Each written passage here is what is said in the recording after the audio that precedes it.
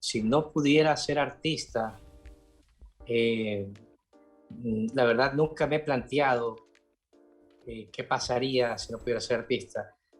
Tengo una vinculación con el arte, con el dibujo, con la escultura, con la música, desde niño. O sea, es una relación constante, tiene una relación constante con el arte en general.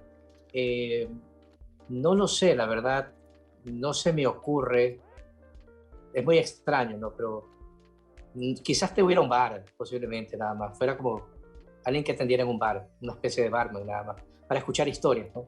¿En qué me gastaría la lotería? Pues me gastaría en comprarme una casa. Evidentemente, me pondría una librería, que siempre ha sido ese mi sueño, tener una librería, a pesar de que creo que no es un negocio muy rentable. Y posiblemente viajar, ¿no? Porque creo que de alguna forma eh, los viajes se enriquecen, ¿no? Enriquecen muchísimo. Viajaría con mi familia. Si pudiera reencarnarme en algún animal, eh, creo que quizás me gustaría ser una iguana, ¿no? Y para finalizar, ¿conoces dónde está la librería del Fondo de Cultura en Quito? He ido allá, sí he ido.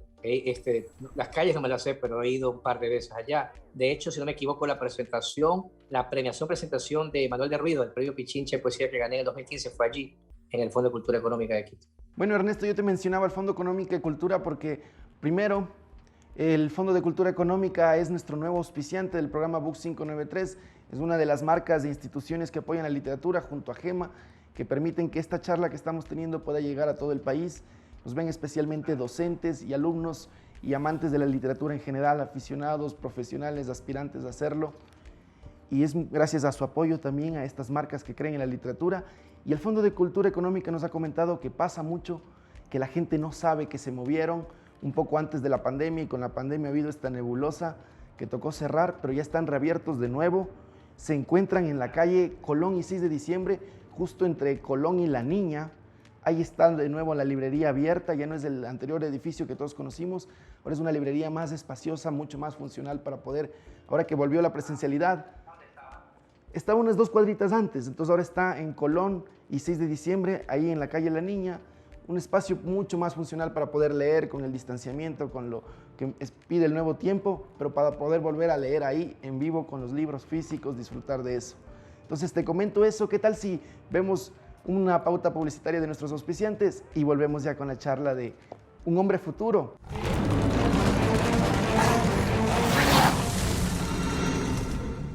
El programa que desde la mitad del mundo pone al planeta a leer. Book 593. Con el gentil auspicio de Fondo de Cultura Económica Ecuador. GEMA, gestión empresarial de alto nivel. Gracias a las marcas e instituciones amigas de la literatura, a ustedes por acompañarnos desde donde se encuentren y al invitado de hoy. Es uno de los mejores escritores de la lengua hispana, un poeta con una obra maravillosa, pero que a partir de la historia que se cuenta en esta obra, descubre que también es un gran novelista. Esta es su primera novela, una obra de autoficción, la única en su obra hasta ahora, y te saludo, te agradezco al invitado de hoy, Ernesto Carrión. Ernesto, entonces, me decías que la novela gana este premio Eugenio Espejo 2016, así es como sale parte de esta campaña que permite que se publique el libro la primera vez. No, la campaña Eugenio Espejo organiza el premio La Linares de novela en el 2015. Esta novela yo la escribí precisamente en el 2015, ¿ya? Y concursé y la novela obtuvo una mención junto a otras 3 novelas, ¿ya?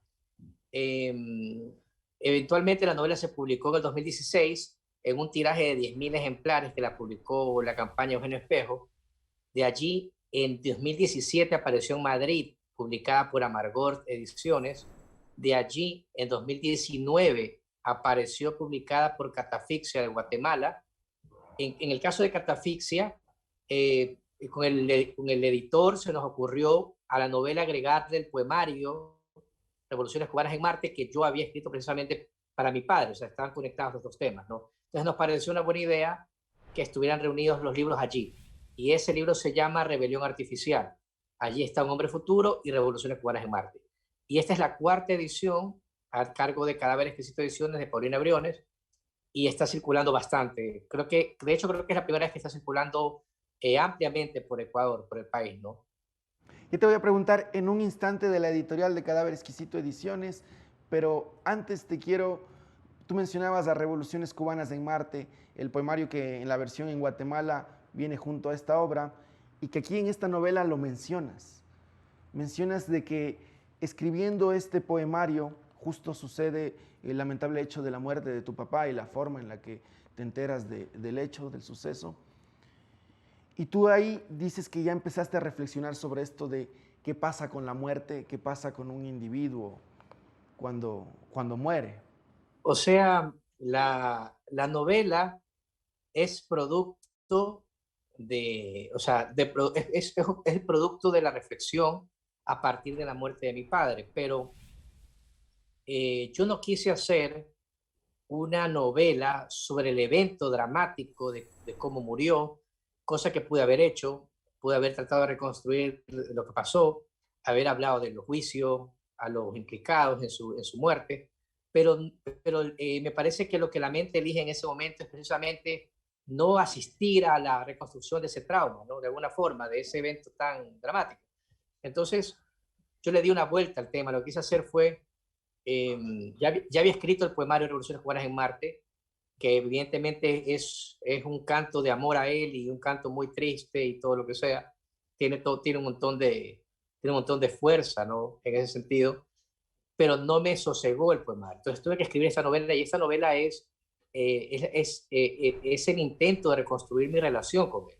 O sea, el tiempo que fuimos amigos por años, ¿no? La camaradería, las salidas juntos, el mundo al que él pertenecía, toda esa izquierda latinoamericana que él pues amaba y que profesaba, y su trabajo como juez, como ministro fiscal, como abogado, ¿no? Y este chico que va creciendo, y yo, pues este chico que va creciendo a los 18, 19 años, y empieza a estudiar periodismo y también empieza a ligarse a las ideales del padre, un poco hasta que encuentra su propio camino, ¿no? Me pareció que esa era la forma más apropiada de asumir el relato de este libro, no contar verdaderamente lo otro, que era algo que creo que ni siquiera, que jamás escribiré. Entonces, por allí empieza Un Hombre Futuro. Se escribe en el 2015, sí, y concurso precisamente ese año, y hacia finales del 2015, en diciembre, me llaman a darme la mención de honor. Ah, entiendo. O sea, se publica el 2016 porque ganas el premio finales de Claro, se 2015. publica porque obtiene la mención, se publica en marzo del 2016. Y de ahí el libro, en el 2017, el editor español, Chema, que es el de Amargor, leyó el libro, le encantó y me pidió publicarlo en España, y lo publicó en España. De ahí, en el 2019, los editores de Catafixia lo publicaron en Guatemala. Y ahora tiene esta edición nuevamente en Ecuador, una edición por Caber Exquisito que a mí me gusta mucho cómo ha quedado. Es una edición hermosa. Estamos sorteando un ejemplar con esta entrevista para la gente que comente aquí en la entrevista. Y estamos sorteando otro ejemplar con la gente que comente también la reseña que hemos preparado de este libro. Una reseña a nuestro modo de lo que nos pareció la lectura, lo que nos cuenta Un Hombre Futuro. Y tú me decías de que esta es la vez que más se difunde por primera vez esta novela en el país, gracias a Cadáver Exquisito Ediciones. Cuéntame, ¿por qué hemos tenido que esperar, ya hacíamos las cuentas, 5 años y una pandemia de por medio de estas, para que podamos disfrutar en Ecuador de una obra que ya en España, ya en Guatemala, ya en otros lados de Latinoamérica ha causado este entusiasmo, este interés? Yo creo que es la forma en la que funciona la campaña Juan Espejo es diferente, ¿no? Me parece que las personas compran los libros una vez que van a pagar la cuenta de agua, de luz, algo así creo que es, ¿no? Sucede en Quito mayormente, no tengo muy claro, pero los libros no estaban en librerías, por ejemplo. O sea, Hombre Futuro no llegó a librerías, que yo lo recuerdo, no está en librerías en Quito. Me parece que se adquiría en la librería que tiene la campaña Eugenio Espejo allí dentro de la Universidad Andina, puede ser, creo que es. Ya.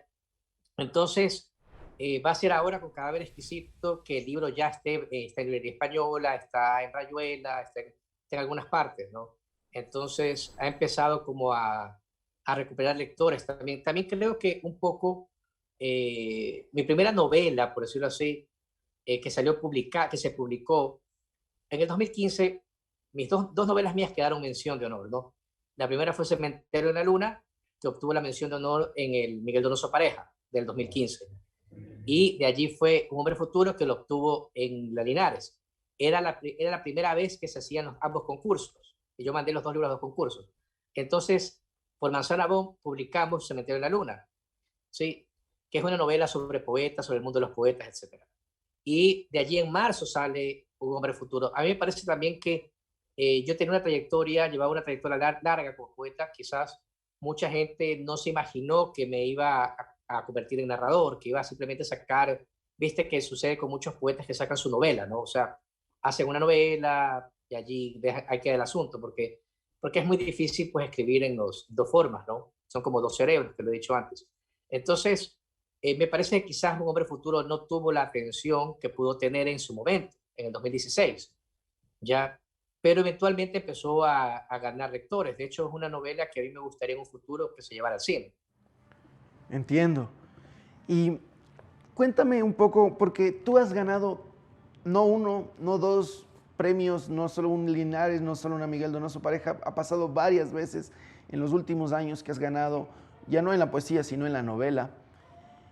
Tus obras se han publicado, por ejemplo, en Seis Barral, hablábamos antes de La Carnada, El vuelo de la tortuga, que están ahí. ¿Por qué aún así te cuesta encontrar editoriales y qué significó encontrar a Cadáver Exquisito para poder que este libro tenga esta difusión?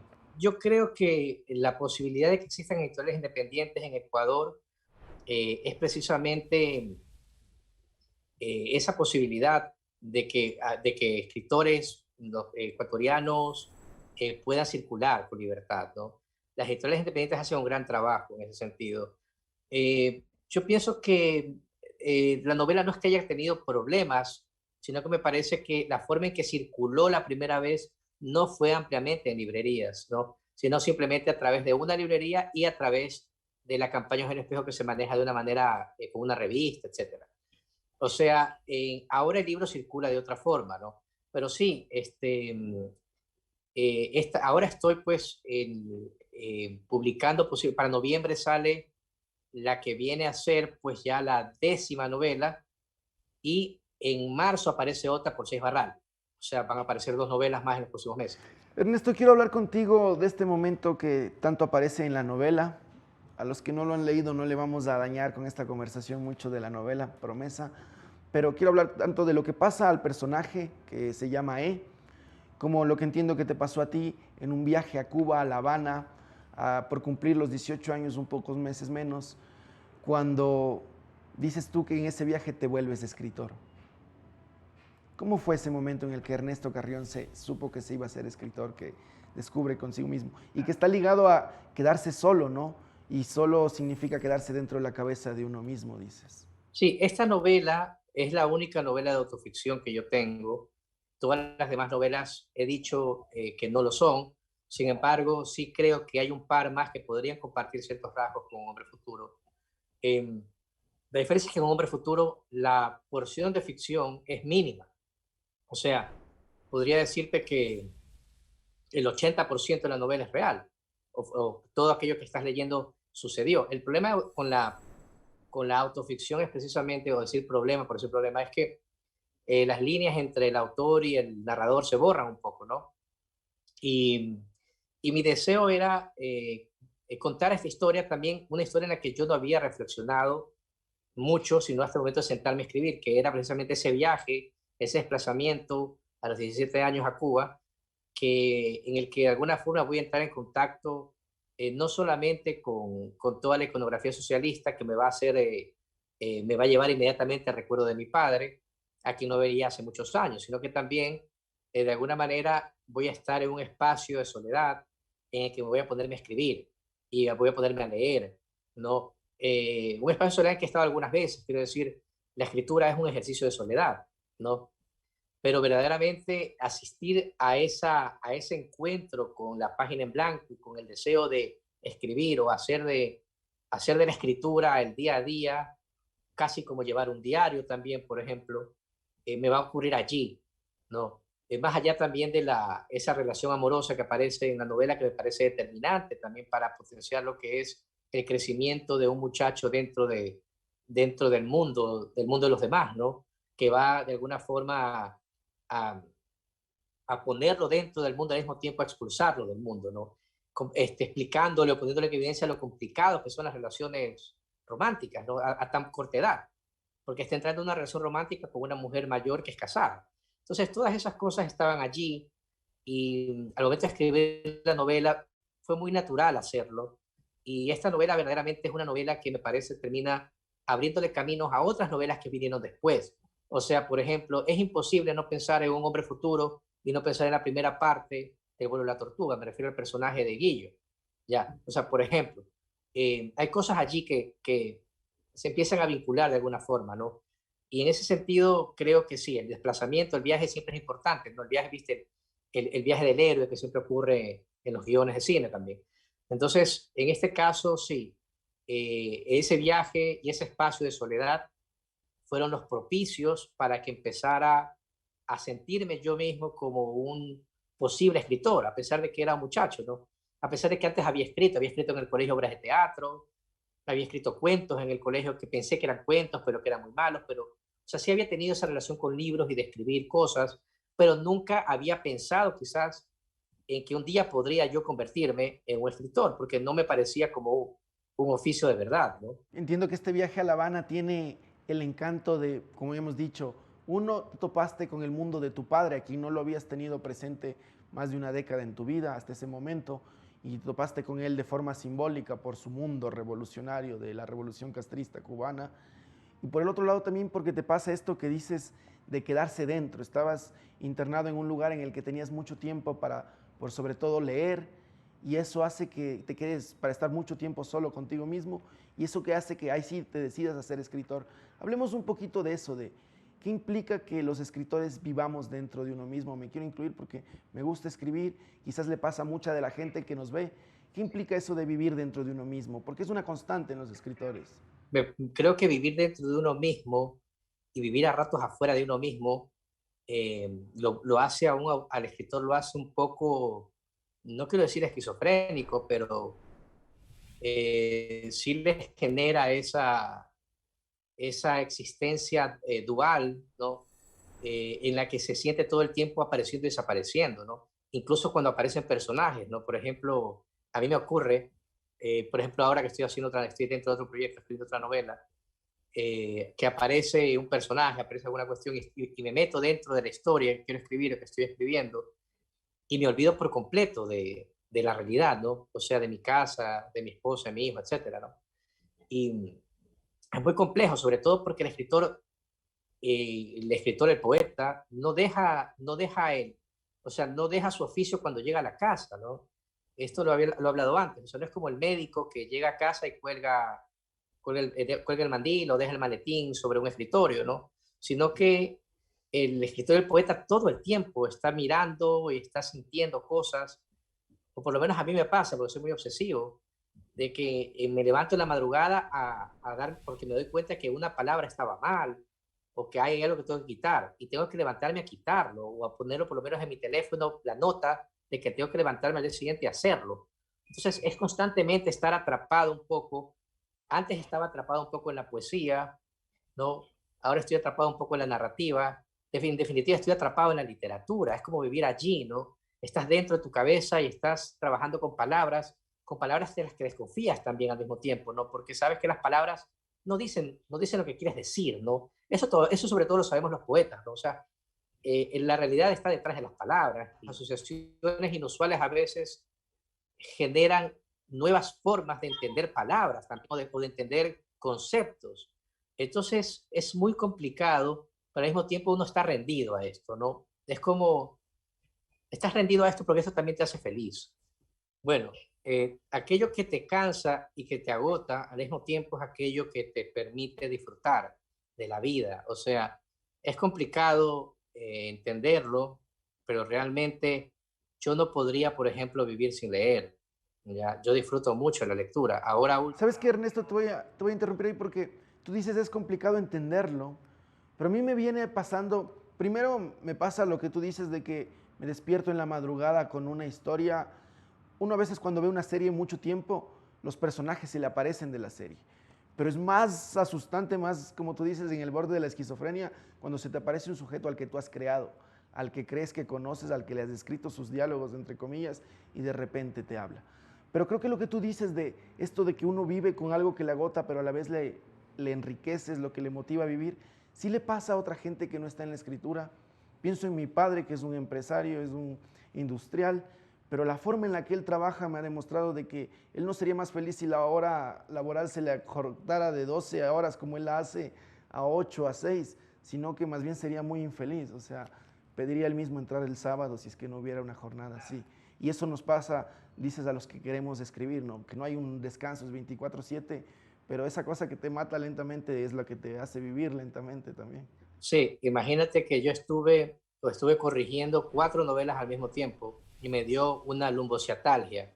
O sea, por estar trabajando y he tenido muchas entrevistas por Zoom también.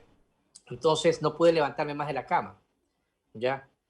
Tuve que medicarme, tomar Arcoxa, tomar Coxa, Muscoril, núcleo, para poder desinflamarme la lumbalgia y el nervio ciático y poder volver a caminar. Tuve que irme al médico y estuve 2 semanas en cama. Sí. Recién esta es la primera entrevista en la que me siento y hoy en la noche tengo otra. Entonces, primero ya no puedo leer acostado tampoco, porque yo llevo la lectura a todas partes, ¿no? Y también estoy pensando en que ya no puedo escribir sentado, me va a tocar escribir de pie, como hacía Hemingway. Entonces digo, bueno, o sea, te pasa factura al cuerpo también hacer esto, sobre todo si eres alguien tan excesivo en el oficio como yo. Muchos autores de la literatura clásica les ha pasado, muchas obras han escrito, como tú dices, desde la cama, por esta incapacidad real del escritor producto del proceso de escritura. Claro, es que te digo, es una cosa increíble, pero en mi caso ya me pasa la factura hasta en el cuerpo, ¿no? Entonces es y lo peor el peor asunto es que yo no puedo tampoco dejar botada la novela, porque si la dejo botada la pierdo. Eso es lo que más miedo me da a mí. Ernesto, en la novela tú explicas que hay dos inicios. El primer inicio, el que nos cuentas primero, obviamente, el de el cadáver que te toca ir a reconocer, y después se da esta explicación de que fue más antes, cuando todo empezó, cuando se produjo este viaje a Cuba, a La Habana. Pero luego tú nos cuentas de este inicio que digo, el del cadáver que te toca ir a reconocer de tu padre cuando, digamos, en el presente más cercano o en el pasado más cercano al momento en el que estás escribiendo la novela, ya tú un hombre adulto, ya un novelista, te toca escribir esta historia porque has ido a reconocer el cadáver de tu padre. Y el protagonista o el autor nos dice, un cadáver no se parece en nada a nadie. Un cadáver solamente puede parecerse a otro cadáver, pero a una persona, no a otra persona. Y por eso nos dices, yo no conocía el cadáver de mi padre, yo conocía a mi padre. Y esto me pareció muy interesante porque es esta frase común de lo que dice la policía, lo que dice el forense, ir a reconocer el cadáver. Pero uno no se puede, como tú lo explicas muy claramente, reconocer un cadáver porque un cadáver no se parece a nadie. Uno conoce a la gente cuando está viva. Pero también explicas en esas líneas, en estos párrafos iniciales de la novela, que solo cuando uno muere se puede contar esa historia. A ti te pasa con que se muere tu padre y empiezas a poder hablar de él, se vuelve un personaje guillo que, como ya les dices, ha estado en otras novelas ya más recientes tuyas. A mí se me murió mi abuelo recién y solo ahora puedo soltar una novela que siempre la he sabido en la cabeza, pero en la que yo lo mataba en la novela. Entonces siempre he dicho, tengo que esperar a que Dios haga lo suyo para después yo hacer lo mío en la novela, no vaya a ser al revés. Claro.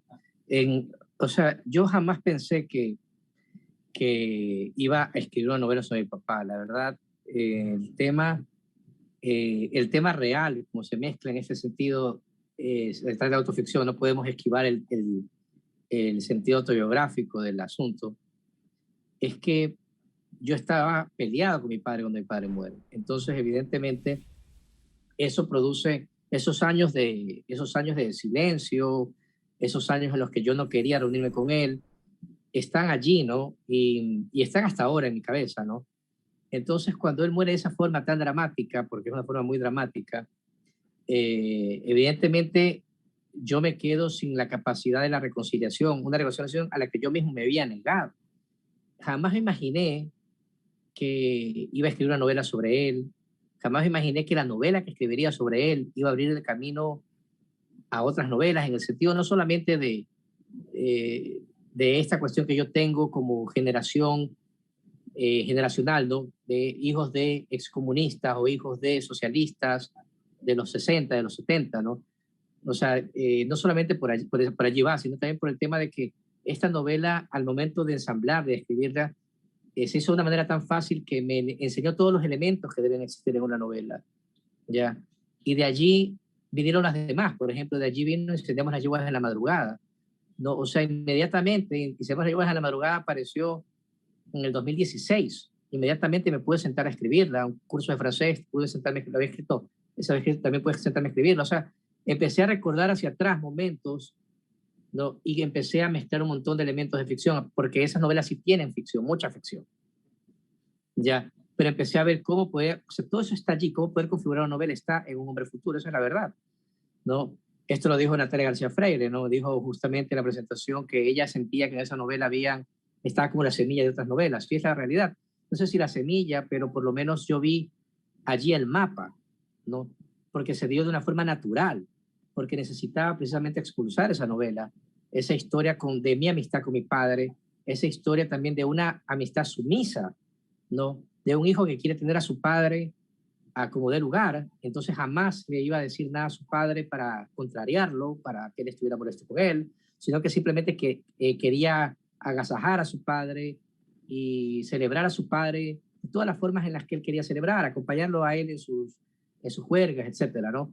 Y ese era yo, ese era el chico que era yo, y ese era el chico que yo quería ser también, ¿no? Porque mi padre era una persona muy, muy especial. Esto lo dicen, mucha gente lo puede decir, ¿no? De sus padres, pero verdaderamente mi papá era alguien sumamente especial en el sentido de que verdaderamente, como lo dijo Oscar Vela, era un personaje de ficción. O sea, mi padre era un hombre que si tú lo conocías no podías olvidártelo. Por ejemplo, mi padre me acompañó a tertulias en la Universidad Católica, que yo tenía mis compañeros también estudiaban periodismo, y todos mis amigos inmediatamente lo querían. O sea, lo quisieron inmediatamente. O sea, él ya era amigo de mis amigos. O sea, era ese tipo de persona, ¿no? Ya despojada, generosa, graciosa, con una risa pues escandalosa, que se reía tan fuerte que todo el mundo se detenía a mirar cuando él se reía, ¿no? Y siempre pues hablando de todo del marxismo, del socialismo, un soñador, pero al mismo tiempo un soñador trágico, ¿no? Entonces, eso es lo que yo no pude ver verdaderamente hasta después de esto, y cuando empecé a escribir el libro y entendí que lo que yo estaba escribiendo no era solamente una novela sobre mi padre, sino sobre esta generación que no pudo ver el triunfo de la revolución socialista en su propio país, en otros países, que vivió soñando con Cuba, ¿no, verdad? Que vio la guerra de Vietnam, que creció de esa manera, ¿no? También en el periodo de la Guerra Fría, y que fue perdiendo ese horizonte y que tuvo que aprender a crecer con un sueño incompleto y arruinado, y de alguna forma así, ¿no? O sea, cortado, un sueño cortado. Entonces, comprender eso me costó precisamente hacer la novela, ¿no? Que mi padre no era solamente él representaba también a su propia generación. Esta generación a la que te refieres de tu padre es una generación a la que, hablando en términos de Ecuador, de la historia, le pasó a los gobiernos como el de León Febres Cordero, los que habían venido un poco antes, y el surgimiento un poco después, o un poco antes, mejor dicho, del grupo Alfaro Vive Carajo. Tú hablabas de tu padre como un personaje literario, un personaje de ficción. En la novela abundas en los detalles por los que dices de esto, en los breves momentos que comparte, al menos en la novela, el personaje de tu padre contigo, pero que son muy potentes, que muestran las facetas que tiene o que tuvo tu padre, el personaje. Pero me quiero quedar con uno, que quizás es el de más ficción, como quien dice, el más amigable para la ficción, y es este que dices de que nunca pudo ser revolucionario, pero fue el abogado de los revolucionarios de este grupo Alfaro Vive Carajo, y es porque fue el abogado, el camarada, el amigo de esta forma, no participando en la revolución, pero asistiéndolos legalmente a sacarlos luego del problema legal en el que tuvieron, que tú te interesas en la historia de ellos y particularmente en esta mítica historia de las espadas. Y es cierto que querías escribir esa novela, o sea que ese es un intento de novela que hubo que no, nunca se dio. Eso es ficción, evidentemente. Esa es la parte en la que yo intento darle a la novela otro plano. O sea, como te digo, para pasar el duelo, de alguna forma, yo escribí un libro de poesía. Después de que no lo pude hacer, empecé a escribir el libro, la novela. Pero en el proceso de la novela, me di cuenta que la novela no solamente me permitía reconstruir mi vida con él, nuestros años de amistad, sino que también me permitía hacer de la novela un objeto artístico, ¿no? Un objeto literario, por más que suene redundante lo que estoy diciendo. Entonces allí empiezo a poner esta subtrama de las espadas, esta historia. Bueno, sí era cierto que siempre tenía yo la curiosidad de preguntar por las espadas, y era cierto que nadie sabía qué decir sobre las espadas, y que había todo un misterio sobre las espadas, y que siempre que teníamos, que nos encontrábamos y bebíamos, etcétera, había esa leyenda de las espadas, ¿no? Y que luego cuando empecé a investigar para escribir la novela, vi que las espadas, le habían regalado una espada, había comprado una espada el candidato Larrea, había comprado otra espada Rafael Correa, o sea, y dije, bueno, ¿cuántas espadas no tenía Alfaro, no? ¿Cuántas espadas van a seguir saliendo, no? Entonces por allí me pareció que era una buena subtrama dentro de la obra y la construyo de esa manera. Pero, pero claro, o sea, mi padre no solamente ayudó a salir, a sacar de prisión a los sobrevivientes de la guerrilla Alfaro Vive, sino que él también refugiaba a guerrilleros latinoamericanos en su casa, en la Marta Roldós. Ellos pasaban por su casa a quedarse, a dormir allí. Era una cosa muy curiosa, ¿no? Entonces es como, son historias, o sea, como que la vida de este hombre está conectada de alguna forma con algunas historias de América Latina, me parece. Entonces, pero su, pero su participación como tal no es visible, sí, porque verdaderamente él no forma parte de Alfaro Vive, ¿ya? Pero claro, era más, yo podría decir que era más guerrillero y en ese sentido quizás hasta más socialista que muchos de ellos, porque vivía y moría por ese credo, esa es la verdad, ¿no? Alguna vez dijo Fernando Artieda que había que hacer una escultura a mi padre porque era el hombre más honesto de la ciudad. O sea, ese tipo de cosas, ¿no? Él tenía esa personalidad y a mí me tocó encontrarme con historias sobre él afuera, ¿no? Alguna vez alguien que yo no conocía, que lo había conocido a él por una cuestión de un juicio a su hermano, me dijo, ¿tú eres hijo de Guillermo Carrillo? Le digo, sí. ¿Qué viste? Tu padre, qué duro. O sea, es el único abogado que no coge plata en el Palacio de Justicia. O sea, ese tipo de cosas me llegaron a mí por conocimientos, por contactos con otras personas, ¿no? Entonces era un tipo muy especial, muy particular, ¿no? Muy radical también en su accionar, ¿no? Tú dices, no era parte de la historia, de esta historia grande, entre comillas, escrita de esta parte de la revolución o del intento de revolución que no fue de esa generación, como tú bien lo dices, pero te corrijo porque ya es parte de la historia. Con esta novela seguro será parte, se difundirá. Tú te defines en la novela, o el personaje se define como un hombre pasado, a diferencia del padre que es definido como un hombre futuro por esta idea del Che Guevara de cómo era el hombre futuro revolucionario socialista. Pero hoy poníamos un post de la charla y yo decía, Ernesto Carrión es un hombre presente porque es uno de los autores del momento, no solo de la literatura ecuatoriana, eso ya le queda corto, no en el mal sentido de que este país sea pequeño, sino de que tu nombre ya es en la literatura latinoamericana, y hablamos de que esta obra ya tiene ediciones en España y en otros lados, pero creo que también te queda bien el de un hombre valiente, al menos en esta novela, por todo lo que cuentas para hacer tu primera novela, que como tú dices se queda en una autoficción, no llega a ser la ficción que después te meterías en la novela, en tus otras obras, pero el valor que se necesita para todo lo que cuentas, y especialmente este momento del que ya hablamos antes, cuando el personaje se pelea con su padre y no se vuelven a ver hasta que la muerte los reencuentra con un cadáver. Es este momento en el que tú descubres, o tú le preguntas mejor, ¿por qué le ha puesto al otro hijo, al otro hermano, al medio hermano, también tu nombre, Ernesto? Que está inspirado obviamente en Ernesto de la Serna, en el Che Guevara, y te dice porque tú no has estado a la altura de este personaje, de este nombre que te correspondía. Qué curioso, ¿no? Ahora Ernesto Carrión, el nombre es tan conocido, tan importante en la literatura. ¿Qué piensas, qué reflexionas de eso? ¿Y cómo escribir eso? ¿Cómo se escribe eso sabiendo que se va a leer por todos? Mi padre era un hombre futuro en el sentido de que mi padre era mi padre y ahora el personaje de mi padre, puedo decirlo así, era alguien totalmente inmaduro en el sentido de que yo sentía, como lo digo en la novela, que yo iba envejeciendo más rápido que él.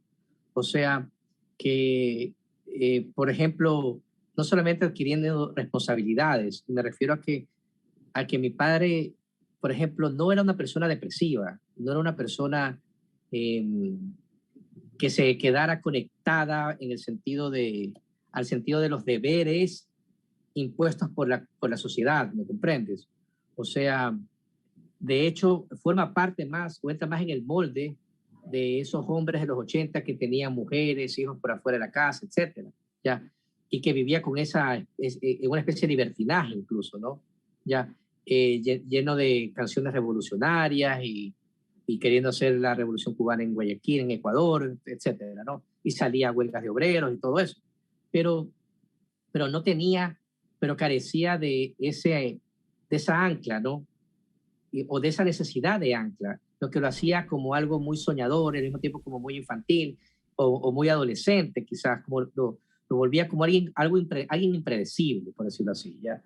Entonces, él carecía de esa, no sé si decirle madurez o ese molde en el que todos eventualmente entramos, porque todos eventualmente pasamos por la adolescencia y luego llegamos a la adultez y tenemos hijos y somos padres, y etcétera, ¿no? Y somos padres responsables y estamos allí pendientes de nuestros hijos y dejamos de lado algo. Mi padre era diferente en ese sentido, él vivía hacia la calle, hacia la gallada, hacia los amigos, hacia lo que tenía que ver con la política, con un sentido completamente distinto para mí, ¿no? Entonces, me parece que yo por eso en la novela pongo eso, ¿no? Que él siempre será ese adolescente eterno, por decirlo así, ¿no? Que yo nunca pude ser. También dices que él era un naufragio, mientras tú eras un náufrago intentando sobrevivir, y por eso también les toca hacer caminos separados. Sí, de alguna manera la forma en la que mi padre bebía, que está dicha en la novela, a pesar de que nadie le presta atención a eso, tiene que ver también con un destierro emocional, a pesar de que no llorara, de que no lo dijera, ¿no? Hay un destierro emocional que solamente le parecía llenarlo cuando estaba en compañía de otros camaradas, conversando precisamente sobre sus sueños, sobre la revolución, sobre el pasado, sobre todo, porque era un pasado. O sea, el sueño de él siempre estaba en el pasado, ¿no? A pesar de que en teoría algún día iba a ser el futuro, ¿no? Entonces, asistir a todo eso, me parece que de alguna forma fue cimentando no sé, la idea en mí de que él formaba parte de eso, ¿no? Formaba parte de una historia que nunca iba a ocurrir y de un pasado violento del país que aparece retratado también en la novela, como en la década de los 80, ¿no? O sea, todo esto que ocurría en el Ecuador, ¿no? Que se inaugura con la muerte del presidente Roldós. Entonces, verdaderamente fue una época muy convulsa, muy violenta, y estaban pues ellos tomando las armas, y estaban los guerrilleros, y estaban los violadores, y estaba la política por otro lado. Hay un montón de cosas, y los chicos haciendo huelgas estudiantiles en los universitarios. O sea, era un país que estaba así, ¿no? Encendido, por decirlo así. Y dentro de ese país, ese es el país en el que estuvo mi padre. Entonces, sí quise también que apareciera eso, ¿no? Un poco. Y sí me parece que en esa parte de la novela hay una especie de justicia también al decir lo que digo. Quiero decir, sí, alguien puede verlo mal, alguien puede tomarlo como un gesto machista incluso, pero bueno, los 80 era mucho de esa forma, ¿no? Pero realmente yo creo que mi padre estaba apoderado por por una ilusión gigante, una ilusión tan grande que no le permitía vivir en el presente. Ernesto, por eso tú dices esto de la ilusión de tu padre. Entiendo que es un poco, ahorita me quedó la idea de, tú nos explicabas en qué modo él es un hombre futuro, pero también luego dices, su sueño futuro siempre vivía en el pasado, con esa ilusión de que llegaría en el futuro que nunca llegó. Entonces, un poco, un hombre futuro también es a veces un hombre anclado en el pasado, ¿no? Especialmente si ese futuro nunca se le llega a ser presente. Así es, exactamente. Y sobre todo si vives pensando en que eso va a ocurrir, ¿no?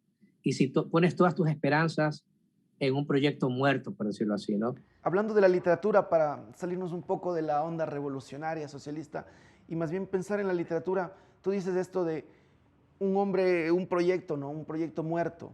En cambio, yo te insisto, un hombre presente sería lo que yo calificaría a Ernesto Carrión, porque sus obras, su prolificidad, y en el caso puntual de esto, lo que tú dices, se muere el padre y de repente eso sirve, digámoslo así, para que nazca el novelista y para que nazca esta obra que, como ya has dicho, ha dado pie a todas otras obras de tu carrera como novelista.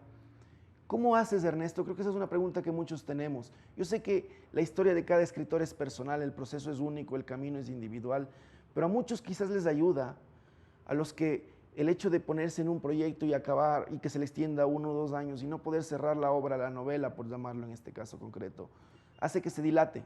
En tu caso, en cambio, veo que hay un secreto, entre comillas, una capacidad tuya, ciertamente, de poder finalizar los proyectos en un proceso de tiempo corto. Y nos has explicado que eso te ha tomado a veces, que te ha costado el quedar postrado en cama, de verdad, físicamente. Pero, ¿cuáles son las pautas que te permiten a ti concretarte tanto, poder en 5 meses, en un tiempo tan reducido, sacar una obra tan brillante? Verdaderamente, yo creo que no puedo dejar de escribir. Por eso es lo que me ocurre hasta ahora. No estoy diciendo con esto que no vaya a pasar que ya mañana termine. Ya. Vienen, como te dije, vienen más obras. Viene para noviembre, finalmente, Triángulo Fusser, que, que trae la tercera parte de esa trilogía que comencé también hace años, que habla precisamente sobre la historia de Che Guevara en Guayaquil, que es esa novela que él le cuenta a su padre en Un Hombre Futuro. Ya, esa novela es real, la empecé a escribir y ese encuentro, esa conversación sucedió tal cual está allí. Sí, esa novela me tomó años, es la única que me ha tomado años, porque maneja investigación periodística, a pesar de que maneja muchas capas de ficción.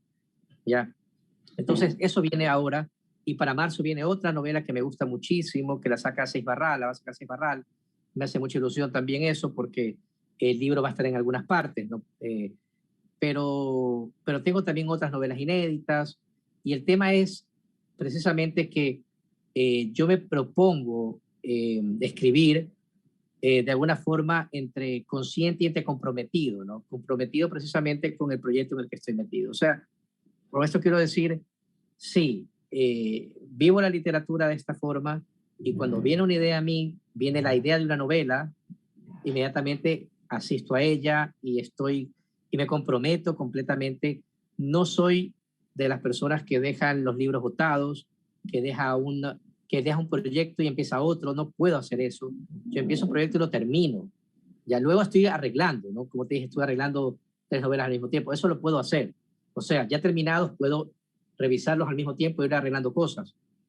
Pero me comprometo a cabalidad, por decirlo así, ¿no? O sea, obsesivamente con el proyecto, obsesivamente con la idea de la novela y con terminar la novela. ¿Y no te saltan otras ideas de otra novela mientras estás en ese proceso? Por más que estás obsesivo y todo, ¿no te saltan otras ideas? De hecho, cuando estoy metido en una novela en escritura, leo menos y estoy solamente dentro de esa novela. O sea, de hecho es curioso, ¿no? Por ejemplo, mi esposa tiene la capacidad y el talento de hacer 3, 4 cosas al mismo tiempo. ¿Sí? Ya, yo no puedo. Entonces yo le digo, ella se ríe porque dice, tú no puedes. Yo digo, yo no puedo. O sea, yo estoy en esta novela y no puedo hacer nada más que esta novela. O sea, no puedo empezar otra cosa, por aquí un cuento, un poema, no puedo. O sea, estoy en esta novela. Ya, y una vez que la termino, y es como que saliera pues a tomar aire, de como que hubiera estado sumergido, ahogándome en el fondo del mar, y puedo salir a tomar aire, salgo a respirar, y empiezo a vivir también a otra velocidad, ¿no? A la velocidad de los seres humanos, porque la velocidad del escritor es una velocidad diferente. Entonces salgo, empiezo a respirar, a vivir más en familia, a leer, de verdad, a volver a llenarme esa cotidianidad tan necesaria también para el escritor. O sea, ojo con esto, o sea, yo sí creo que sin vida y sin vida familiar sobre todo, es muy estéril la vida de un escritor y quizás también a veces su literatura pueda terminar siendo un poco estéril. O sea, con esto quiero decir realmente que los hijos incluso, por ejemplo, no puedo negar que mi hijo pequeño, que tiene 10 años, de alguna manera su propia vida termina influyendo en mi literatura.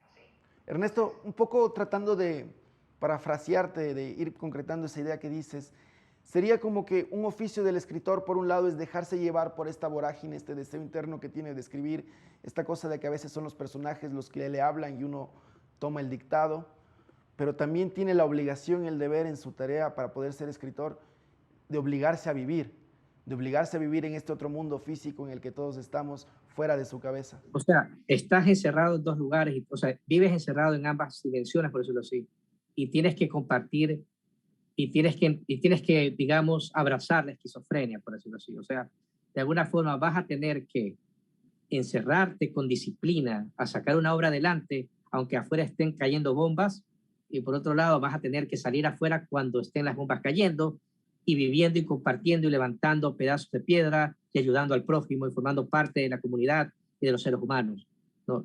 O sea, eso es verdaderamente lo que nos hace y lo que nos convierte en posibles, en lo que nos convierte en seres humanos al mismo tiempo, pero también lo que nos brinda la posibilidad de crear historias, ¿sí?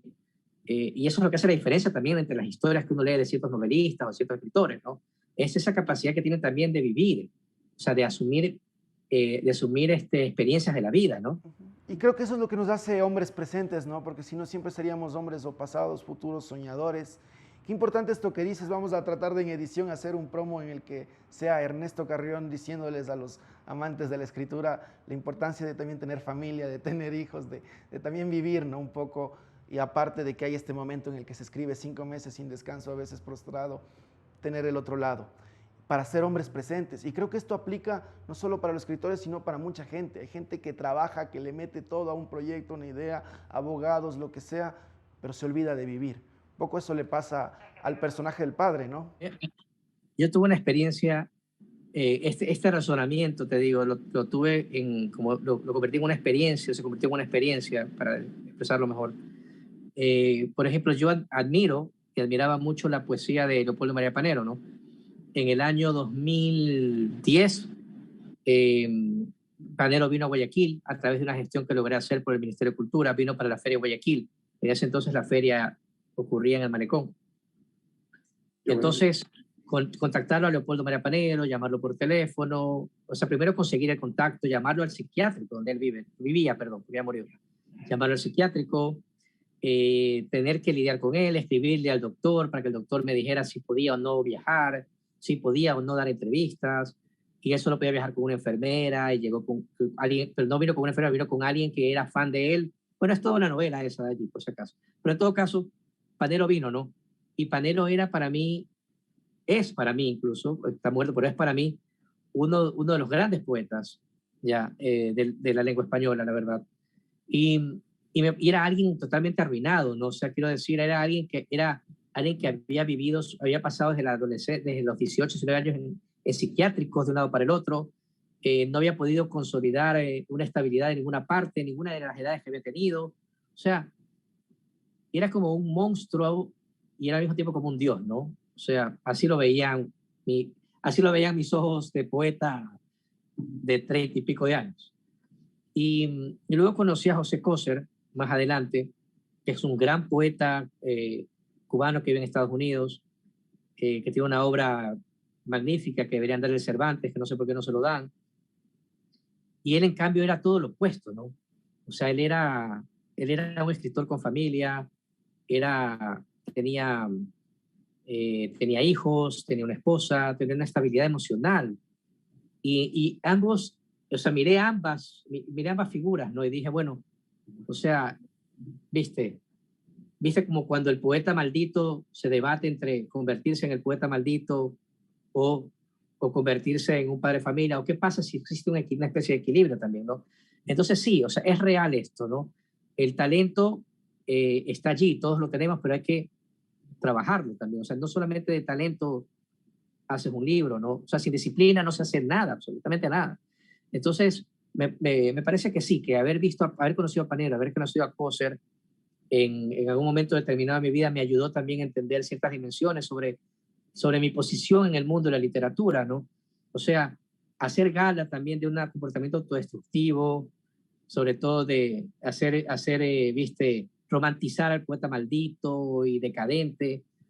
Me parece que es algo muy Bukowski y es algo que ya debemos pasar la página, sobre todo porque verdaderamente ninguna literatura sale adelante sin oficio, quiero decir, sin disciplina, ¿no? O sea, ¿qué escritor maldito puede tomarse una botella de whisky y borronear una novela de 200 páginas? Ninguno, ¿ya?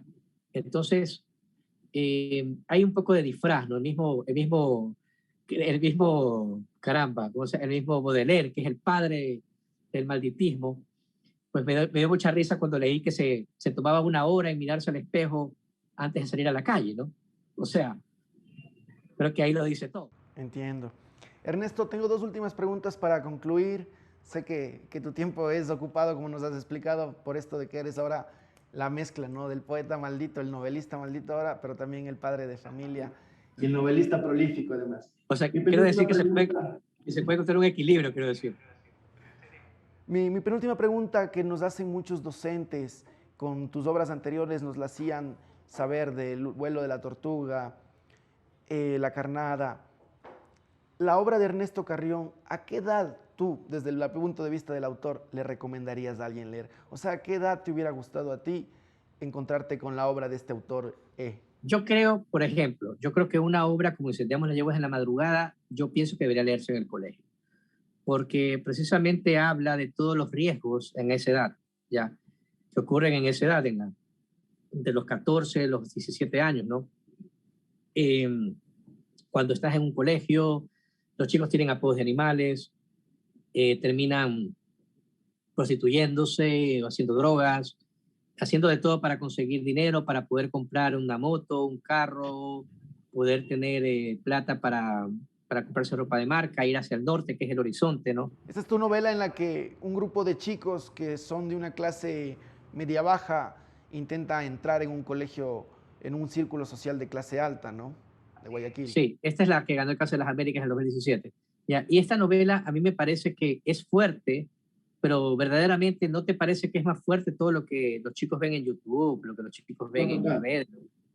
Entonces, y no es por poner, no me interesa la moralina, ni nada de eso, ni poner una etiqueta de moralina a ninguna de mis novelas, porque son objetos artísticos para mí, o sea, tienen una libertad allí en la que tienen que flotar y fluir.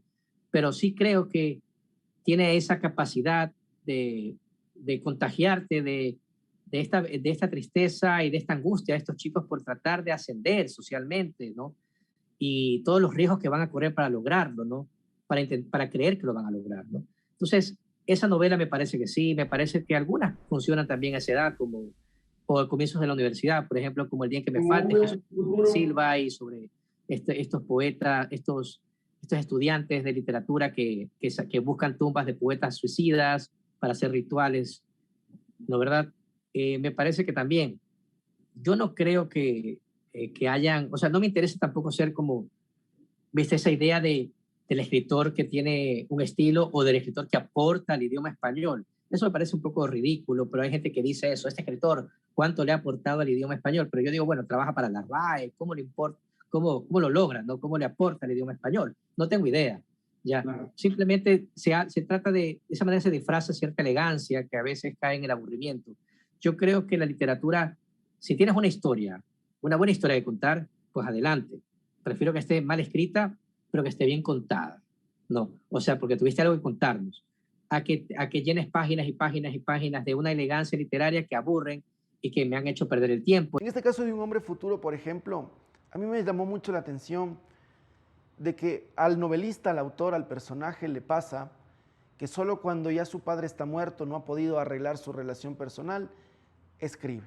Esto sucede mucho en la vida y no es que hay una forma de evitarlo, no. Pero a muchísima gente le pasa y a muchísimos jóvenes, como le pasa aquí al joven que a los 17 años no tiene padre, porque se da cuenta de lo que se está perdiendo, del mundo, de lo que es su padre, hace el proceso activo de buscarlo.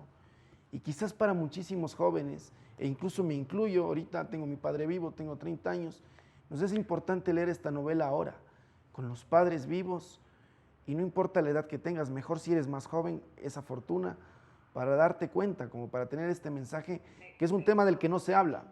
De hecho, me parece que quizás no solamente es la novela sobre un padre socialista y un hijo que intenta encontrar su identidad dentro del viaje con el padre, sino también es la típica novela de uno del encuentro de su propia identidad, en la que el chico va a encontrar al final. Pero también es cierto que es una novela de duelo y también es cierto que es una novela sobre lo que pude haber dicho y haber hecho antes de que él muriera. Entonces, con esto me refiero a que ciertamente, quizás no sé, eso es un poco triste decirlo, pero quizás sí valdría que entender que a veces las peleas y las discusiones son tonterías, ¿no? Cuando alguien verdaderamente pierde a un ser humano, ¿no? Entonces uno nunca se pone a pensar en estas cosas hasta que ocurren, ¿no? Y otra vez es una novela que tiene que ver con la familia, ¿no? Como envuelve la tortuga, o sea, tiene que ver con cómo se rompen las familias y cómo se regeneran las familias. La idea en esta novela era que la familia se iba a regenerar a través, o la idea o el fantasma de esa familia que alguna vez fue, a través de este contacto de este muchacho de 18 años con su padre, eh, y simplemente él seguir con el padre en una amistad, ¿no? Pero al final pues todo termina dándose de frente contra la realidad de lo que es el padre, contra ese naufragio que el padre también en el que quiere vivir, y este muchacho que de alguna manera empieza a entender que él necesita salvarse. Y Ernesto, para finalizar y continuando en este tema, entonces es un poco doloroso, sí, pero también qué positivo el mensaje que nos das, especialmente porque cuando ya no hay nada que hacer, queda la literatura, que es muchísimo, y cuando hay todavía cómo hacerlo en la vida real, entonces se lo puede hacer. Y quiero que para finalizar y sobre todo agradecer el tiempo de los espectadores que nos han visto, muchísimos, creo que a la gran mayoría no le debemos estar contando algo nuevo, porque ya deben tener su ejemplar de un hombre futuro. El que por ahí le falte puede participar del sorteo de 2 ejemplares autografiados, uno con esta entrevista, otro con la reseña. Así que no creo que le estemos contando algo nuevo de Ernesto Carrión. Y sí quisiera, o sea, de la novela, perdón, dicho, de su obra, pero sí quisiera que nos cuentes un secreto que hay en esta obra.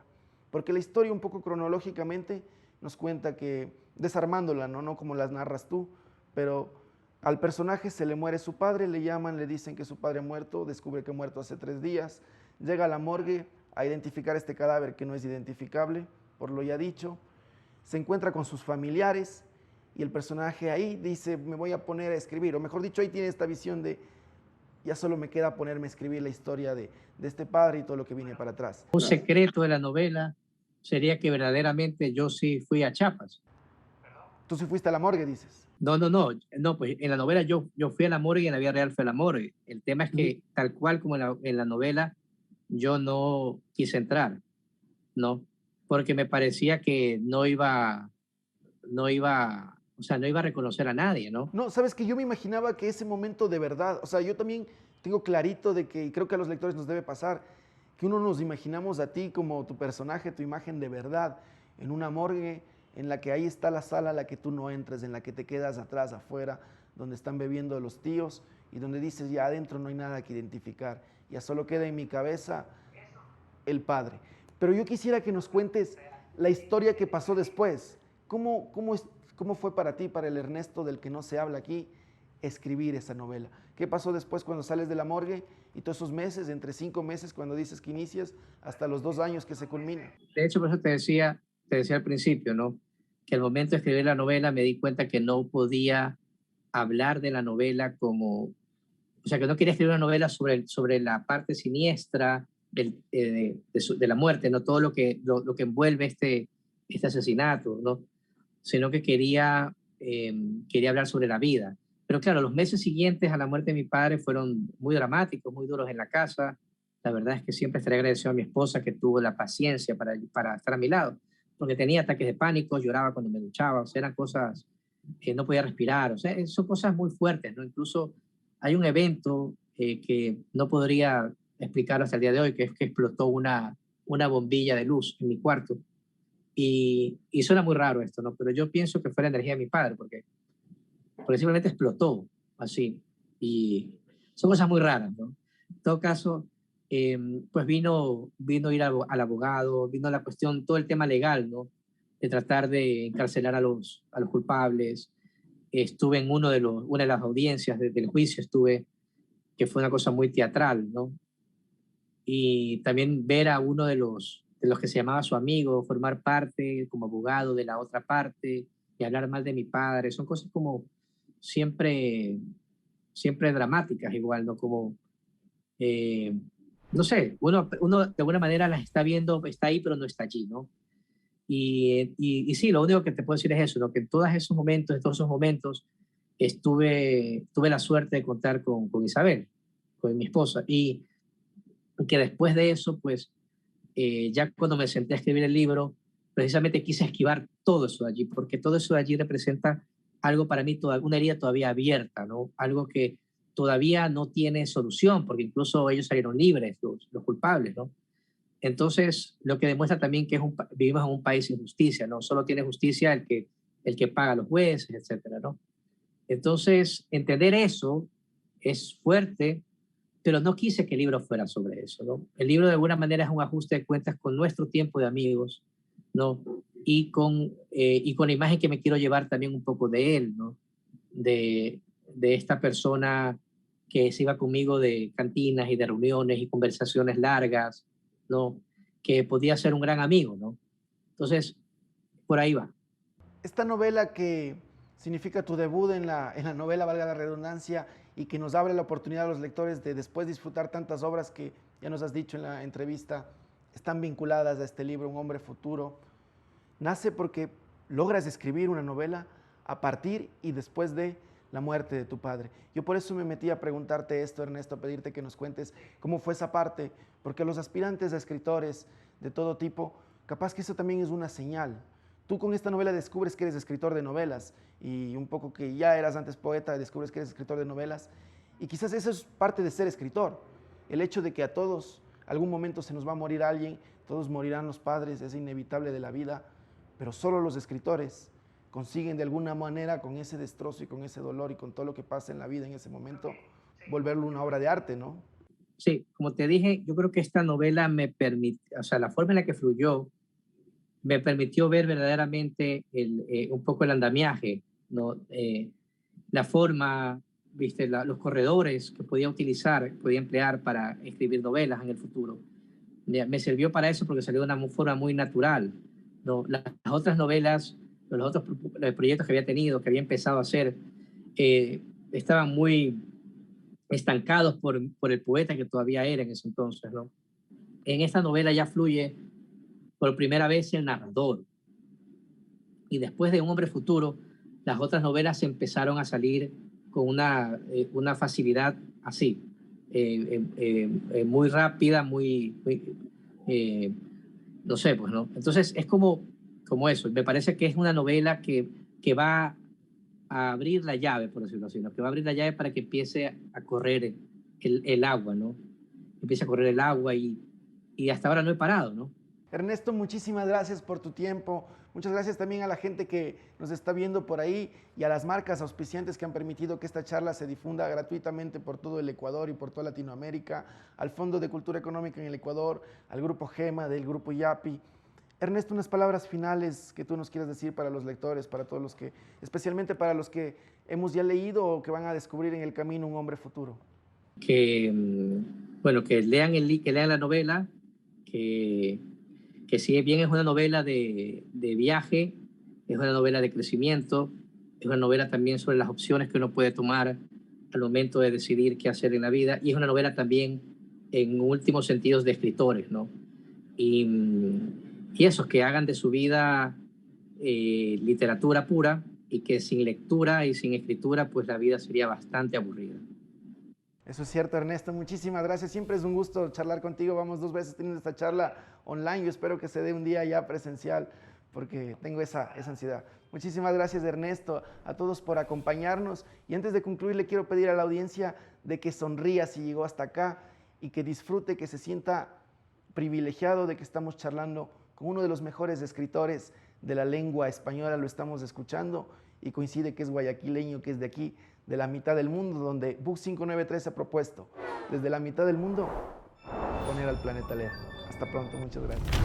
El programa que desde la mitad del mundo pone al planeta a leer. Book 593.